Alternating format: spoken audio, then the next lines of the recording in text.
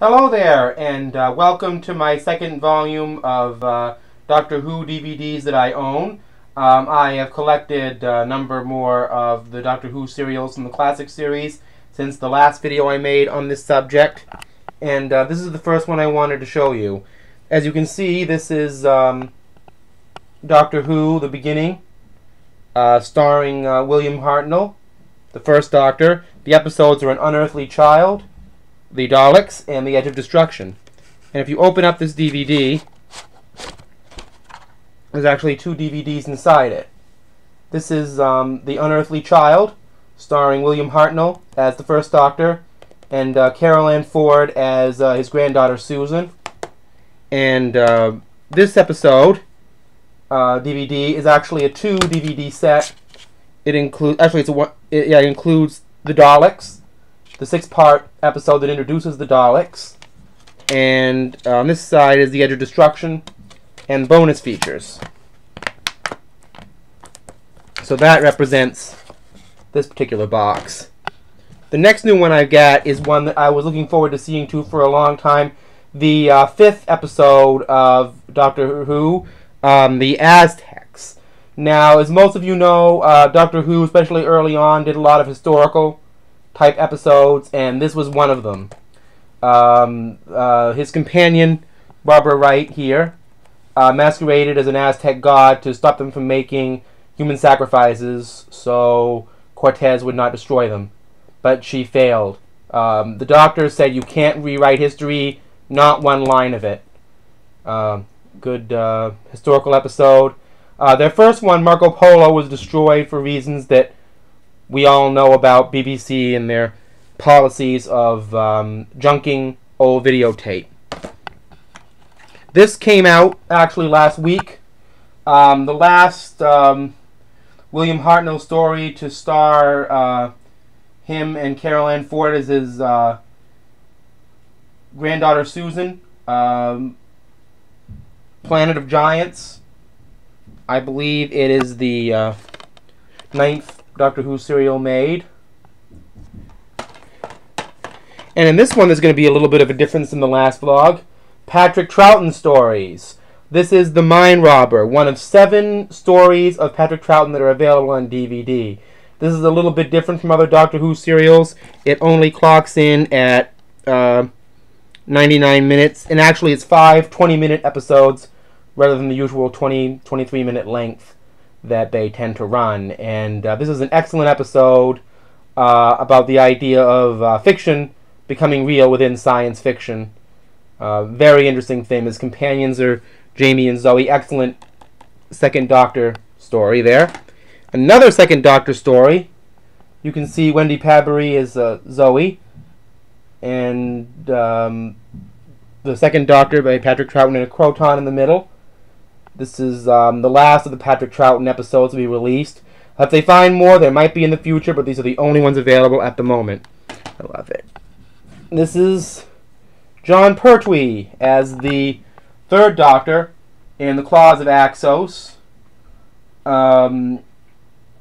To his right, you can see the late Robert Delgado as the Master. He was the first person to play the role. This is, I believe, the 3rd episode to feature his companion at the time, Joe Grant, as played by Katie Manning. She's also the only person, I believe, to have played a 3rd Doctor companion who is still alive to this day. Another Jon Pertwee story from his last season, released this year, Death to the Daleks. This is the last of the Jon Pertwee Dalek stories to be released. It features him and his companion, Sarah Jane Smith, the late Elizabeth Sladen, in this particular episode. And we have one Tom Baker, Horror of Fang Rock, starring Tom Baker as the Doctor and his companion Leela, played by Louise Jameson. And this is episode number 92, on Louise's first season as his companion. This is a Peter Davison era story, 5th Doctor. This is when he had the crowded TARDIS syndrome, as they call it now. his companions Nyssa and Tegan and Audric all together. And this is a two-part story called Black Orchid. You know, I wasn't certain if I was going to like Black Orchid because it's a period piece. It kind of takes place in 1920s London. But if you love murder mystery and flappers and cricket and just the whole 20s England atmosphere, this is a great fun episode of the show. Kind of a romp. Well, it's one of my favorites, actually, the Peter Davison era. Now, this is the episode called The Five Doctors. This was made on Doctor Who's 20th anniversary. Unfortunately, here's the back of it. As most of you know, the man who played the first Doctor, William Hartnell, passed away in 1973. So he was replaced by a man named Richard Herndl in the role in this one, and he looked a lot like William Hartnell. Unfortunately, Tom Baker was unavailable for a number of different reasons for this. Actually did not want to be part of this setup, so they had to use unused footage of him in the unaired Doctor Who serial, an incomplete Doctor Who serial from season 17, Shada. But Patrick Troughton, John Pertwee, and Peter Davison all seem to be having a great time.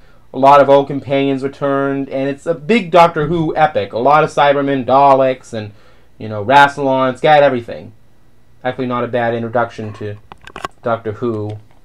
Really good multi-Doctor story there. We're still in the Peter Davison years. This is the Caves of Androzani.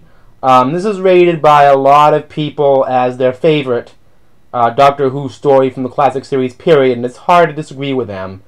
It presents the Doctor being a very noble character, sacrificing himself in the end to save his companion Perry. The villain is complex, and there's some very adult themes, including the main villain's Jack and his psychosexual attraction to Perpigillium Brown, known as Perry. And this is actually the regeneration story for the Fifth Doctor. And you see a little bit of Colin Baker in the end. Change, my dear, and it couldn't happen a moment too soon. Very moving and an emotional episode. This is probably one of the most underrated Doctor stories of all. It's another regeneration story. Colin Baker into Sylvester McCoy. Now, as most of you Whovians know, the Sixth Doctor, played by Colin Baker. Colin Baker was the only actor to be fired from the role, blamed directly for a lot of the show's problems, and he was not even allowed to do a regeneration sequence. They just put Colin's suit on Sylvester McCoy in a blonde wig, put him in a bright light, and there he was. But actually, this emerges as a very good episode. It has to do with the Ronnie again, a renegade Time Lord scientist. The companion in this is Mel, played by Bonnie Langford. So, it's actually a really good story, and it has some good humor and some good points. Good way to introduce the new Doctor. This is not introducing a new Doctor, but this is a story where he gets a new companion. One of the best companions, they say, Ace, called Dragonfire. They actually have a little interaction between Ace and Mel decides to stay behind on this ice world to reform the rogue Sabalon Glitz, while Ace travels with the Doctor. So there's a shift of companion there. This is another Sylvester McCoy story, The Happiness Patrol. It's one of my favorite all-time Doctor Who stories, and a lot of people's too. It's a very much of a message story. Some say it's about Margaret Thatcher's era. Some say it has to do with the beginnings of sort of same-sex rights movements. But basically it's about a woman named LNA who, for the purpose of population control, is trying to force their people in her community to be happy, as the title suggests. And if they don't, they die. You want to see more? Check this out. This is another interesting episode, the greatest show in the galaxy, about something called the Psychic Circus. Actually, more the Sadistic Circus. This is an episode you just have to see to believe. It's a very emotionally twisting kind of story. There's a lot of really unusual plot elements to this. but this is would make the last release of the Sylvester McCoy era. They don't have to do any more for him. This is the last of the ones released on DVD domestically in this country. Now, as you know, Doctor Who was in the abyss from 1989, when the original show was cancelled, up until 1996, when the BBC and Fox came together to do this Doctor Who movie. This again is controversial. It stars Eric Roberts as the Master, and the 8th Doctor is played by Paul McGann. And the 7th Doctor, Sylvester McCoy, got a chance to have a regeneration story. It actually revolves around the idea of time and the power source of the TARDIS. It's actually a very underrated, presentation. I think that because it was also made, partially in America, not only that, but I think another reason has to do with the fact that, well, there's a debate over whether this could be considered part of the new relaunch series because of the much more elaborate special effects that they use, or part of the original Doctor Who canon. Now, as you can see, it's packaged like an old Doctor Who serial, and the menu is the same as an old Doctor Who serial from William Hartnell, Patrick Troughton, John Pertwee, whoever. It's set up like a classic Doctor Who episode, and I think it's basically considered to be that. So this is kind of an awkward middle area of the show's history, but Paul McGann never appeared in any other televised Doctor Who media, just in Radio Times and in Doctor Who magazine. But I always wish we saw more of the 8th Doctor. He was a fascinating character, again, very different from all the others, and that's the key about Doctor Who.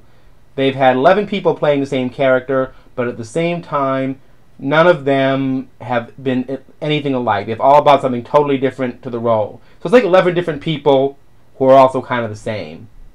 And that's what I have right now for Doctor Who. Thank you.